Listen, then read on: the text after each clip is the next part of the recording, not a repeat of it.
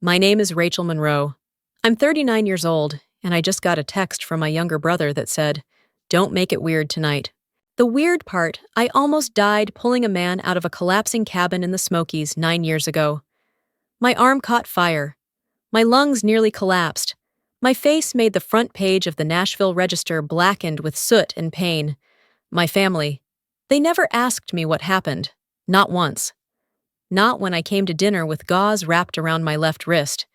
Not when I stopped shaking hands.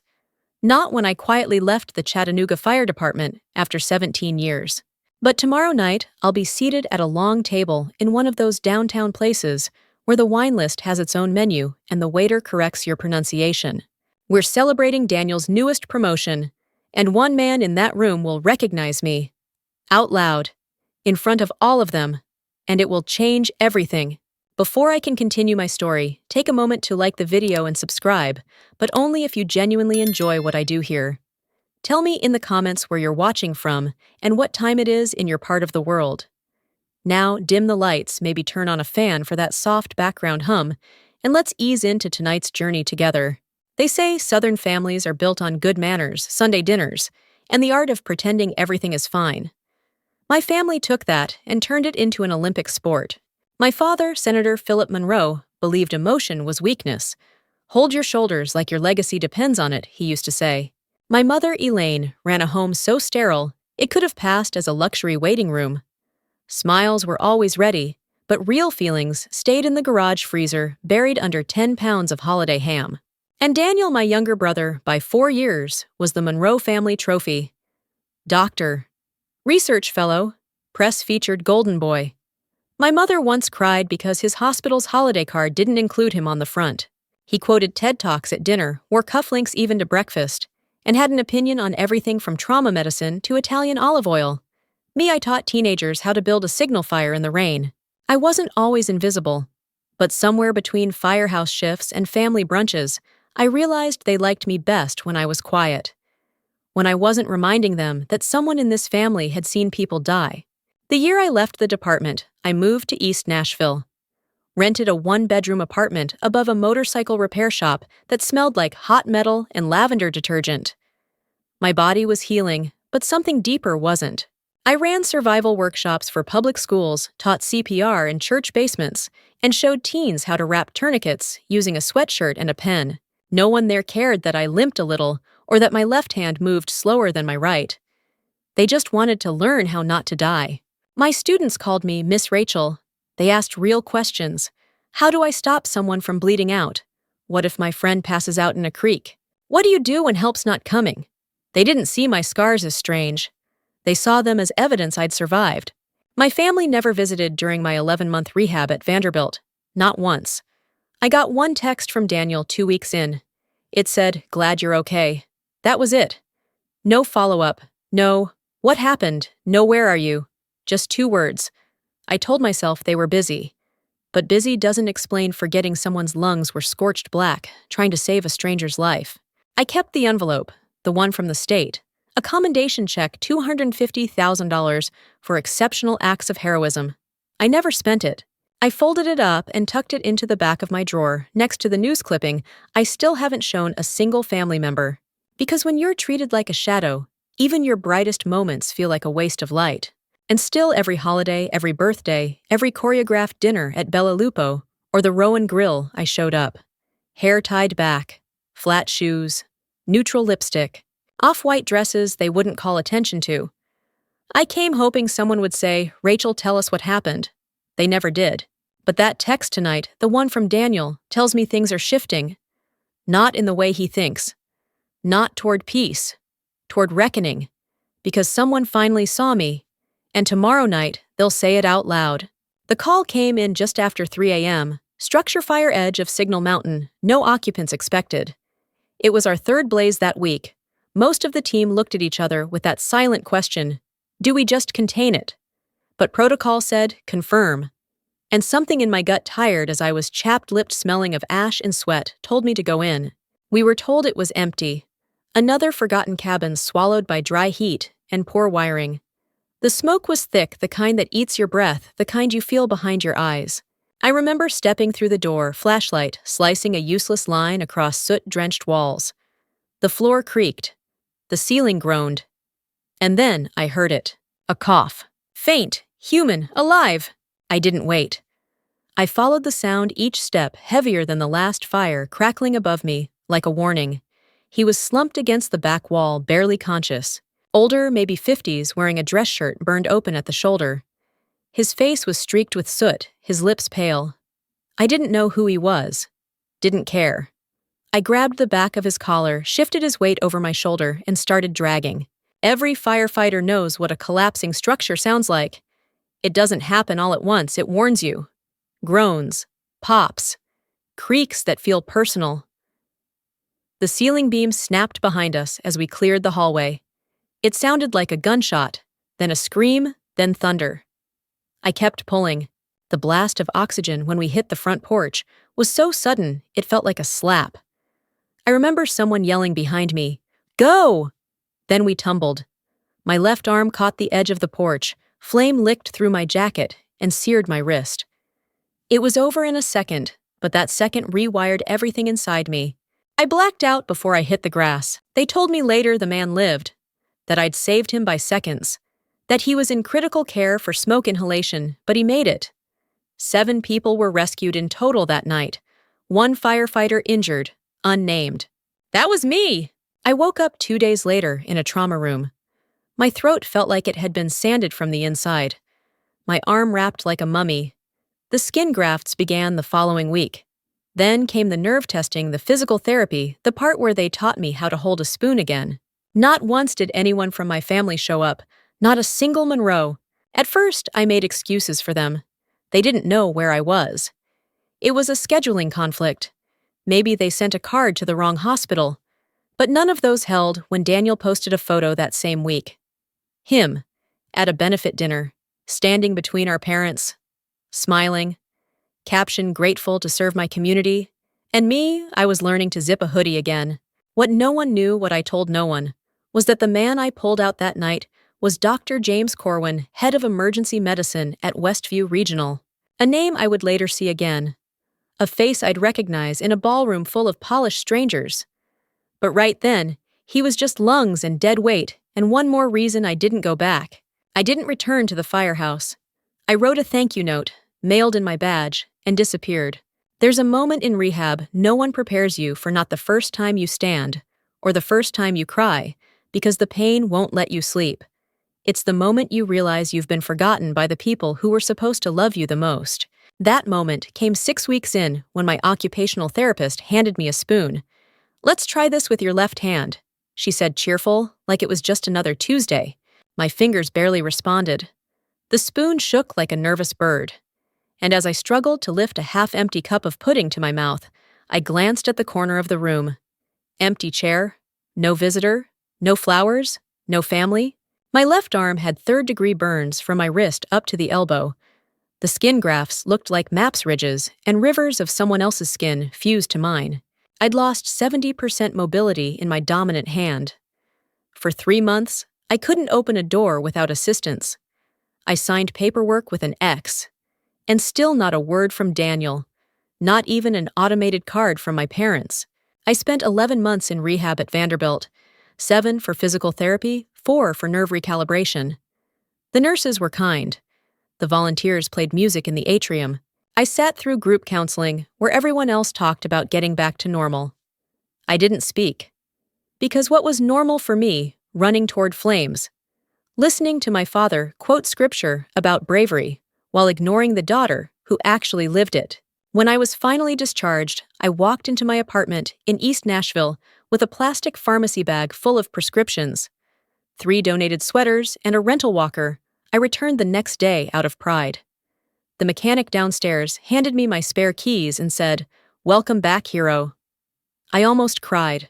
That weekend, I opened the drawer next to my bed and pulled out the envelope I'd kept sealed. The state commendation, a $250,000 heroism grant. The letter inside was brief for exceptional service, rendered at personal risk in protection of civilian life. That's it. No ceremony, no handshake, just a check I couldn't bring myself to spend.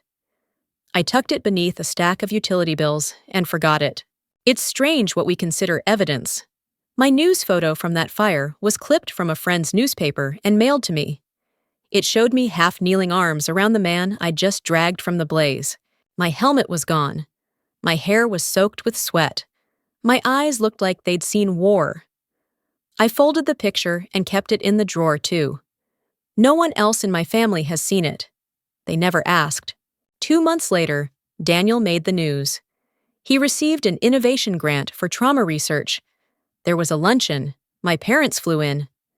I saw the photos on Elaine's Facebook, the three of them laughing in a hotel lobby. There was a caption about legacy and service. I was not mentioned. I learned how to zip a jacket again, how to drive with one hand, how to breathe when nightmares made my chest feel like it was on fire. I rebuilt myself tendon by tendon without a single Monroe asking what it had cost. And the worst part, I still answered their texts. I still showed up to birthdays. I still brought wine to Thanksgiving. Because even abandoned things want to be reclaimed. Bella Lucia was one of those restaurants that felt like it had been designed for anniversaries and performances. Crystal chandeliers. Waiters who corrected your order with a gentle, "the chef recommends." Tablecloths so stiff you could fold them into origami. It was Daniel's promotion dinner again. A leadership appointment at Westview Regional, something administrative and clinical. Everyone in the family was glowing. I arrived 5 minutes early and still got the seat at the far end of the banquet table. My mother met me at the door with a smile that looked like it had been carefully ironed. "Rachel," she said, brushing my elbow like I might leave soot behind. Come. We saved you a seat by Cousin Brent." Brent didn't remember what I did for work. Halfway through the antipasto, he leaned in and said, "So you're doing hiking tours now? Or is it like wilderness coaching?" I took a sip of water. "I run emergency preparedness programs," I replied evenly. "Survival training, first aid, trauma drills. Mostly with youth groups and schools." He blinked. Nodded. "Like camping safety?" Then added, laughing, "So roasting marshmallows and teaching kids how not to trip on logs." The woman next to him chuckled politely. I smiled back, lips tight, and let the moment pass. It wasn't cruel, just condescension disguised as curiosity. The appetizers were delicate things, bites arranged like sculpture, too precious to eat. The toasts began after the wine had circulated. My father raised his glass first. He quoted something from Lincoln, then handed the moment over to Daniel. My brother stood a picture of hospital charisma, charcoal suit, matching tie pin, the kind of voice that had been trained to sound humble while listing accomplishments. He spoke about the burden of leadership, the honor of service. He thanked our parents who dabbed their eyes. He thanked the hospital board. Then, with a smile that didn't quite reach me, he said, "And of course my family, every single one of you, who made tonight possible." Not once did his eyes touch mine. The cake arrived 2 tiers fondant, molded into tiny stethoscopes and caduceus symbols. As the server lit the candles, my mother leaned over and said quietly, "Let's keep things light tonight, okay? It's Daniel's moment. No stories. No stories." That's what she called my life. Not facts, not experience, not 17 years in fire gear, dragging civilians from wreckage and earning medals they never pinned on me at home. Just stories. I nodded. Because I always nodded. Because saying nothing was easier than watching their faces clench the moment I spoke. Later, as the wine dulled the noise, I sat there silently, my left hand cradling the base of a warm espresso cup, the wrist still tight where the scar tissue pulled. I watched my family fawn over Daniel's boss, some tall man with silver hair and an expensive watch. He looked vaguely familiar, but I couldn't place him. He shook hands, nodded, and laughed the way powerful men do when surrounded by admiration. I thought the night was over. But then he turned. He looked right at me, paused. His eyes narrowed, and something flickered behind them. Recognition. A puzzle piece sliding into place. And that's when it began, the unraveling. He moved toward me, slowly, threading past chairs and linen and polished shoes. His expression wasn't casual. It was focused, intense, like he'd been trying to place a memory, and it had just landed square in front of him.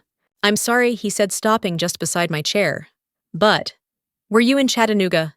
The cabin fire spring of 2015. I froze. The sound of the restaurant dulled around me. Dishes clinking, someone pouring more wine, my mother laughing at something Daniel's girlfriend had said. And this man, his voice lowering. "You told me to stay awake," he said. "You dragged me out." His words pulled the air from my lungs like a vacuum.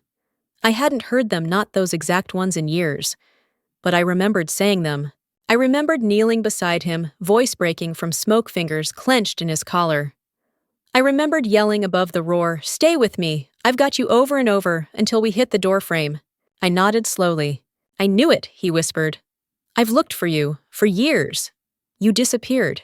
The name clicked into place in my mind, like a match strike. Dr. James Corwin, trauma director, ER chief, rescued civilian, number 6 of 7 that night. Unconscious at the time. Hadn't spoken to me since. Now, here he was, standing beside the table, like a quiet thunderclap. "Can we speak?" after he asked gently. I nodded again. He returned to his seat at the head table next to Daniel. "Of course."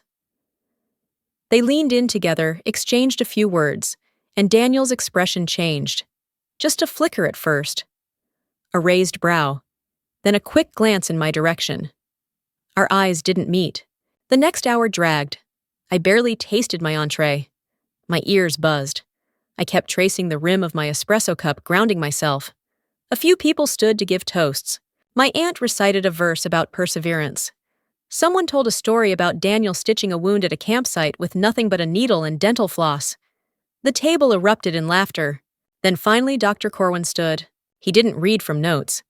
His voice was calm, practiced, but as he spoke, it quieted the clatter around the room. He thanked the board, the staff, the nurses. Then his tone shifted.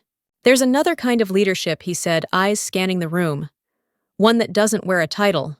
One that doesn't sit at head tables. One that vanishes once the smoke clears." My heart thudded. In 2015, I was pulled from a fire in Signal Mountain. I should have died. But someone went in after me, against the clock, against the collapsing ceiling, against orders. The room stilled. I didn't know her name. I never got to say thank you, until tonight. He turned. "Rachel Monroe is here. She saved my life." Gasps. Not loud, but sharp. Sudden. Forks paused. Glasses halfway to lips. Daniel's hand froze around his wine stem. My mother inhaled hand, instinctively, rising to her throat. She never gave her name. She mailed her badge in without fanfare. She never accepted credit. But I remembered her face. And when I saw her tonight, I knew. Then came the final blow. She received a commendation grant from the state of Tennessee for her heroism, $250,000. She never touched it. Because some people don't do things to be seen. They do them because they're built that way. Every eye in that glittering room turned to me. I didn't stand, I didn't wave, I didn't cry. I simply lifted my chin. Not to take up space, but to remind them I always had. The applause didn't start right away. There was a beat of stunned silence, the kind that settles in when a script goes sideways, when something real slices through the performance. Then someone clapped. Then another. It spread slowly, unevenly. Not loud, but undeniable. My family didn't move. Daniel stared straight ahead, jaw set tight, wine glass, abandoned at his place setting. My mother had that same faint smile she wore in Christmas card photos, except now it flickered like a candle in wind. My father looked like he'd just sat through a foreign film, without subtitles alert, expressionless, absorbing. Dr. Corwin continued his speech, but I don't remember the rest. His voice became background. I felt the weight of recognition settle around me, not just from strangers, but from people who had rehearsed my absence for nearly a decade. When the dinner ended, no one rushed to me. A few hospital staff nodded as they passed. One woman placed her hand on my shoulder and whispered, "Thank you." But from my family, nothing. Until the next morning. A text came through at 8:17 a.m. from Daniel. "Dinner at ours next week, just family. Mushroom soup too." Mushroom soup. That was our mother's signature dish, the only one she ever made from scratch. She used to serve it after report card day or science fair wins. Comfort food for big feelings. I stared at the message for a long time. The night of the gala had exposed something I'd tried to leave buried. And now, apparently, it was time to eat soup and pretend the air wasn't filled with smoke. I told myself this could be something, a shift, a chance. Maybe pride, maybe peace, maybe finally proof they saw me. The Monroe house looked the same. White brick deep shutters, magnolia tree, reaching toward the porch, like it was still waiting for spring. But this time, there was a red banner draped over the dining room entryway. Hand-painted letters read, "Our Hero." It felt staged, like someone had Googled how to support a survivor and landed on dollar store decor. Elaine greeted me at the door with a hug, a beat too long. Philip kissed my cheek stiffly. Daniel appeared behind them, sleeves rolled up, ladling soup into their best china bowls. I sat, ate, listened. The talk was light news, neighbors, medical board trivia. They complimented the gala Daniel's speech, the venue's chandeliers. No one asked how I felt. Halfway through the meal, Daniel leaned forward. "I've been thinking about expanding my trauma research," he said. "Something accessible, community-based." He smiled like he was unveiling a surprise. It could really make a difference with the right support. I knew what was coming. My spoon hovered in the bowl. "What kind of support?" I asked. "Funding," he said like it was obvious. "A portion of your grant could jumpstart the pilot." My mother's hand brushed my shoulder. "It would be meaningful, Rachel, for all of us." And there it was. Not interest, not reconciliation, just extraction. A new version of the same old ask, shrink yourself, reshape your story, funnel your power into his. I placed my spoon down slowly. "It's not a family resource," I said. "It's mine." The room tensed. Philip reached for his water. Elaine smiled like a pageant contestant. Daniel blinked twice, recalibrating. The rest of dinner passed in stiff pleasantries, compliments with edges, questions with barbs. I left before dessert. That night, a bouquet waited on my doorstep. White lilies and cream roses. No note, until I turned the card over. "Family is where we return." Folded inside. "You're the light, Rachel." "Daniel." It didn't feel like affection. It felt like control. He showed up 3 nights later without calling. Knocked twice, then once more softly, like someone hoping to be let in without earning it. I opened the door just enough to see his face. Daniel stood there with a bottle of red wine I couldn't pronounce, and a smile that didn't touch his eyes. "Thought we could talk," he said. He didn't wait for an invitation, just stepped inside like he used to when we were kids, and I was the one hiding his secrets. He placed the wine on my kitchen counter. I didn't move to open it, so I said, folding my arms. He sighed and leaned back against the counter, looking suddenly tired, less polished than I was used to. No tie shirt, wrinkled sleeves pushed up to the elbow. "It's not about research," he said. "Not really." I didn't say anything. "It's Vegas." That caught me. He looked at the floor, then back at me. "I owe a lot. 6 figures. I didn't mean for it to get this bad, but it did.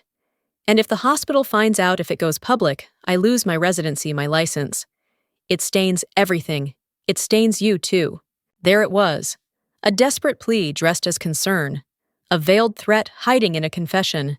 How much I asked, though, I already hated that I was asking. 50,000, he said.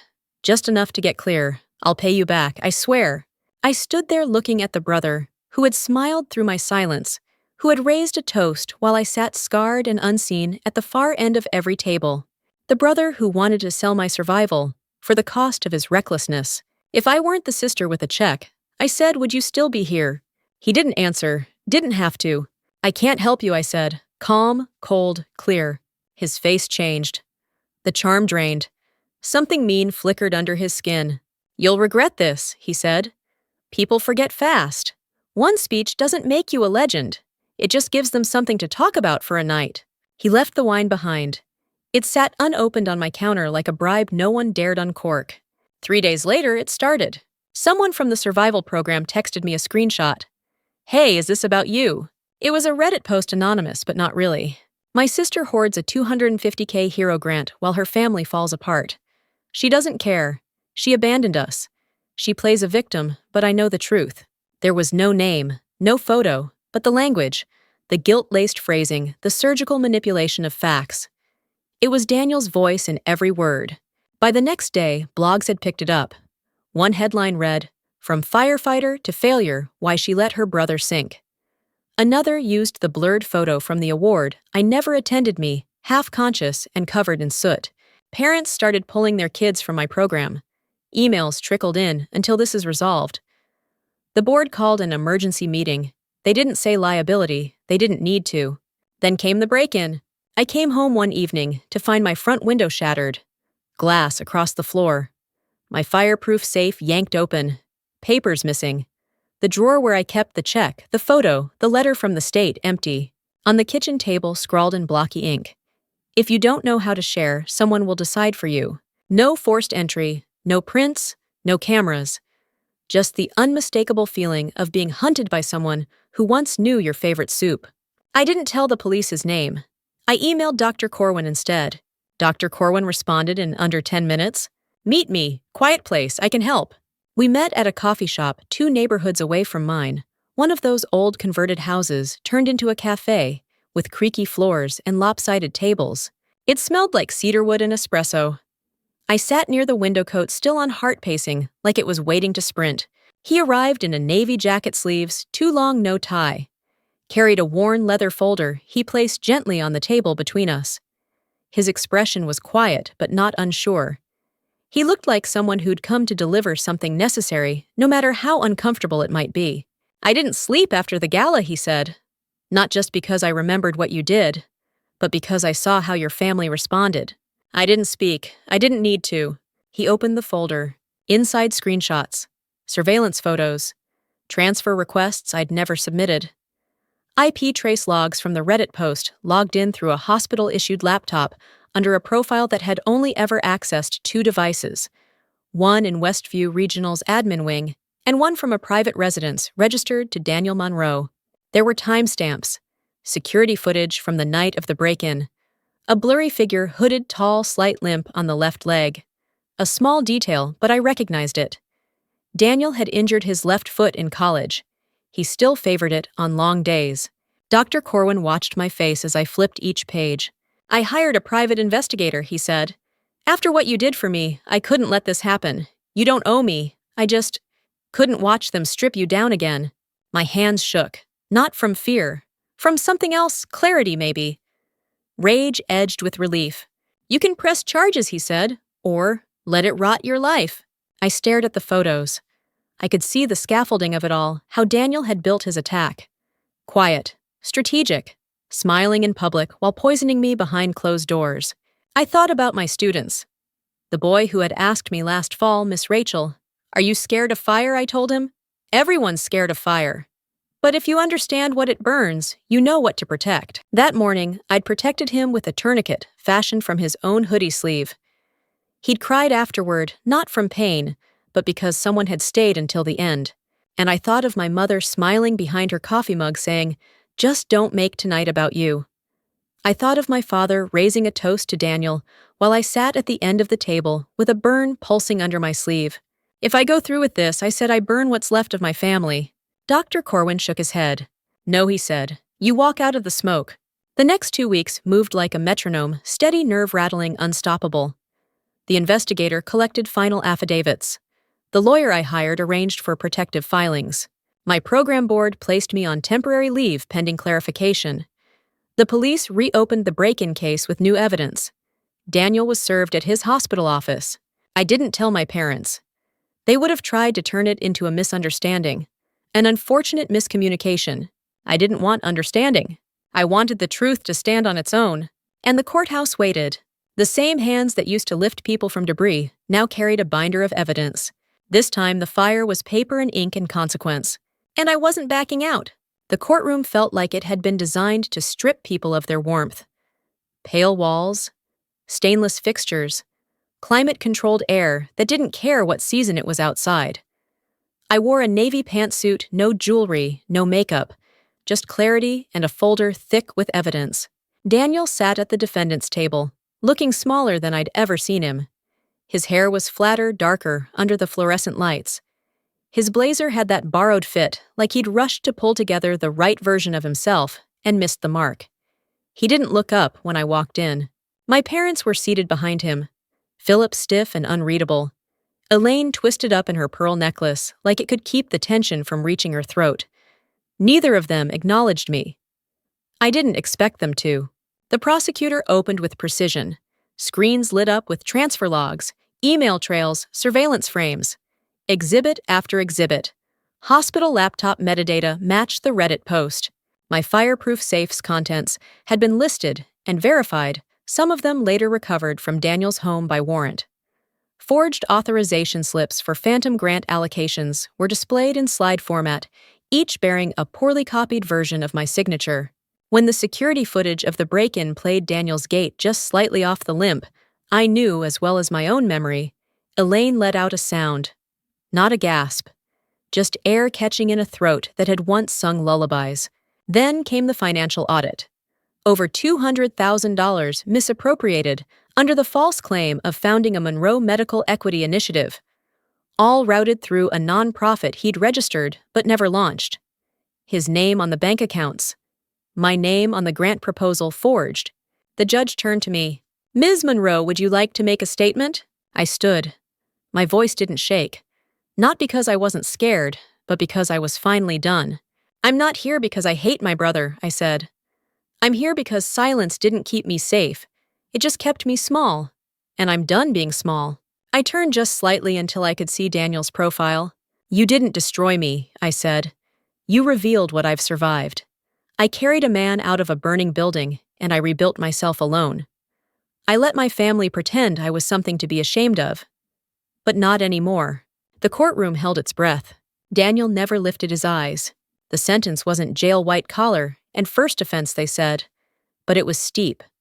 Full restitution of stolen funds, immediate suspension from practicing medicine, mandatory inpatient rehabilitation and counseling, and a public record of fraud that would follow him longer than the burn scar on my wrist. Outside the courthouse, I sat in my car for almost an hour. Engine off. Binder on the passenger seat like a badge I'd earned the hard way. Then I drove home, past the grocery store where I once ran drills for a staff of exhausted teenagers, past the school where a little girl named Ayana had once hugged me after fire safety class and said, "You smell like campfire and bubble gum." Back in my apartment, I pulled open the drawer. The envelope was still there.